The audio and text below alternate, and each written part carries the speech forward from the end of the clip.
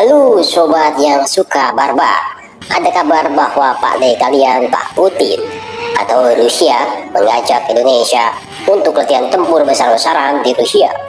Hal ini terjadi karena semakin membaiknya hubungan militer Indonesia dan Rusia. Rusia mengundang Indonesia bukanlah hal yang sering, namun ini baru pertama kali Rusia mengundang Indonesia untuk latihan tempur besar-besaran di Rusia. Undangan Rusia ini bentuk persahabatan yang erat dengan Indonesia, karena hanya beberapa negara penting yang diundang Rusia seperti Indonesia. Hal ini bisa dibilang bahwa Indonesia dan Rusia adalah benar-benar sahabat yang tak terlupakan. Negara Rusia yang dahulu pernah membantu Indonesia di kala Indonesia lagi lemah artinya bahwa Indonesia lagi membutuhkan persenjataan tempur untuk melawan penjajah dahulu. Nah, negara Rusia, siapa yang tak tahu negara Rusia? Rusia adalah negara terkuat nomor 2 di hal militer dan terbesar di dunia. Rusia adalah negara besar pemasok senjata tempur di berbagai negara, seperti negara Indonesia. Persenjataan Rusia memang tidak terkalahkan di dunia. Persenjataan buatan Rusia patut dimiliki oleh militer Indonesia, seperti rudal antar benua, pesawat tempur tercanggih Su-35 atau Su-57. Namun persenjataan ini seperti Su-35 belum dimiliki oleh Indonesia, bosku. Negara sebesar Indonesia dan sekaya Indonesia ini pantas jika dibekali atau dipersenjatai dengan senjata yang modern di berbagai pulau terluar Indonesia. Nah, mengutip dari kantor berita TASS Rusia, Kementerian Pertahanan Rusia mengungkapkan bahwa latihan militer tersebut akan melibatkan 80 tentara dalam latihan tempur. 80.000 manusia semua tuh, bos. Latihan ini akan berlangsung dari tanggal 21 hingga tanggal 26 September tahun 2020 ini.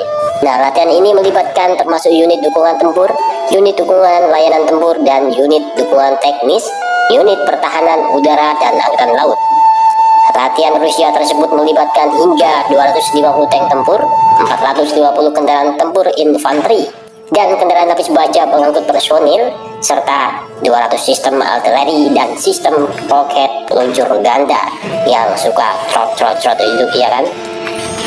Negara yang ikut andil dalam latihan tempur Rusia adalah negara Armenia, Belarusia, China, Myanmar, dan Pakistan. Diundang untuk latihan aksi bersama dalam kelompok kekuatan tempur. Hingga 1.000 tentara negara lain secara keseluruhan berbagai negara. Nah, Rusia mengatakan latihan militer ini melibatkan Indonesia sebagai pengamat, ya kan? Nah, perlu digarisbawahi, bos, ya, bahwa Indonesia diundang untuk sebagai pengamat saja, bukan terlibat dalam latihan tempurnya.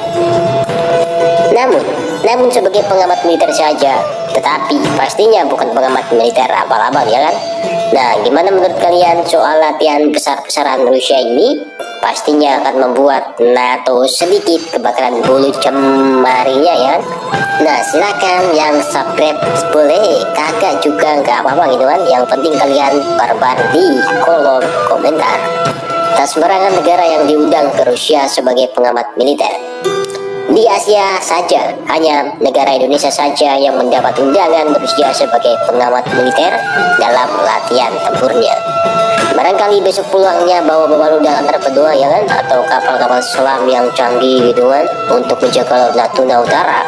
Karena Laut China Selatan dekat Natuna saat ini bisa dibilang sangat memanas. Apalagi kemarin kedatangan tamu tak diundang, yaitu kapal China masuk ke wilayah Natuna Utara, ya kan?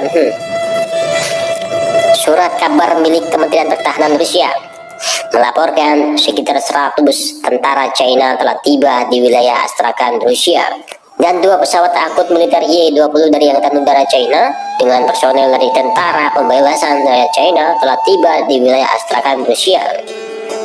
Nah, pertanyaan, kenapa Rusia mengundang Indonesia untuk menjadi pengamat dalam latihan tempur besar-besaran Rusia ini? Sudah Admin bilang kemungkinan Indonesia melirik sebagian alutsista dari Rusia, kemungkinan, bos, ya. Nah, Rusia mengundang Indonesia karena Indonesia adalah sahabat baik Rusia sejak dahulu, dan Rusia tak ingin Indonesia lemah dalam hal persenjataan militer. Indonesia adalah negara yang penting di Asia bagi Rusia.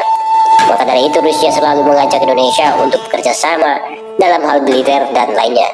Sudah jelas, sangat menguntungkan bagi Indonesia jika bersahabat dengan negara besar seperti Rusia. Dan sebaliknya, karena Rusia sangat pandai membuat alutsista militer yang sangat diperhitungkan oleh dunia, Indonesia bisa dibilang sangat membutuhkan pesawat tempur yang modern dan kapal-kapal perang seperti kapal selam Kinoklas atau rudal penghancur gitu kan, untuk membentengi Laut Natuna Utara.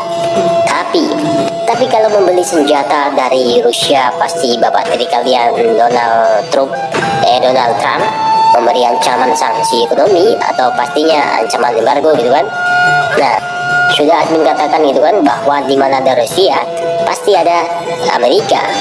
Dalam artian Rusia dan Amerika itu selalu berseberangan dan selalu bersaing. Dengan meningkatnya hubungan Indonesia dan Rusia, apakah Indonesia akan hanya membeli alutsista dari Rusia saja? Silakan komen di bawah. Jika Indonesia hanya memborong alutsista Rusia saja, kemungkinan besar Indonesia menjadi macan Asia seperti tahun 1960-an. Pada tahun 1960-an militer Indonesia tidak bisa dianggap remeh, bosku, karena alutsistanya yang sangat mengerikan. Tentara Indonesia adalah tentara yang sudah terkenal kemampuannya dan skill perangnya di belahan dunia. Maka dari itu, militer Indonesia atau tentara Indonesia sudah seharusnya diimbangi dengan peralatan militer yang menggetarkan dunia. Contohnya seperti rudal antar benua dan anti rudal S-500 atau S-400, dan diimbangi dengan kekuatan udara seperti pesawat tempur yang canggih modern seperti Su-35 dan pesawat bomber yang lainnya dari Rusia. Karena Indonesia belum memiliki rudal jarak jauh seperti rudal S-500, jika Indonesia diserang rudal oleh musuh, maka Indonesia hanya bisa pasrah saja, bosku, menunggu jatuhnya rudal antar benua menyasar ke Indonesia. Ya salam. Nah, jika Indonesia mempunyai anti rudal S-500 atau S-400, maka dipastikan Indonesia aman dari ancaman rudal. Setidaknya Indonesia sudah memiliki rudal antar benua atau rudal sistem pertahanan S-500. Jika ada serangan rudal ke Indonesia, maka Indonesia tinggal menaktifkan sistem anti rudal S-500. Nah, jika Indonesia mempunyai anti rudal S-500 atau S-400, maka dipastikan Indonesia aman dari ancaman rudal. Setidaknya Indonesia sudah memiliki rudal antar benua atau rudal sistem pertahanan S-500. Jika ada serangan rudal ke Indonesia, maka Indonesia tinggal menaktifkan sistem anti rudal S-500.